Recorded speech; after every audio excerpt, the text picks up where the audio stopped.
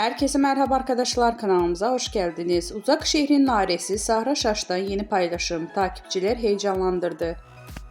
Kanal D'nin reytingler rekoru kıran dizisi Uzak Şehir'in ikinci sezonundan yeniden ekranlarda fırtına gibi dönüyor. Başrollerinde Ozan Akbaba ve Sinem Ünsal'ın yer aldığı dizinin yeni sezon bölümü izleyicilerinden tam not alırken sosyal medyada da gündem oldu. Dizide Nare karakterine hayat veren başarılı oyuncu Sahra Şaş, Instagram hesabından yaptığı paylaşım ile takipçilerini heyecanlandırdı. Şaş'ın yeni sezon setinden paylaştığı fotoğraf kısa sürede binlerce beğeni aldı. Ayna yapım imzası taşıyan Uzak Şehir, yeni sezonun yeni bölümleriyle rekor kırmaya devam ediyor.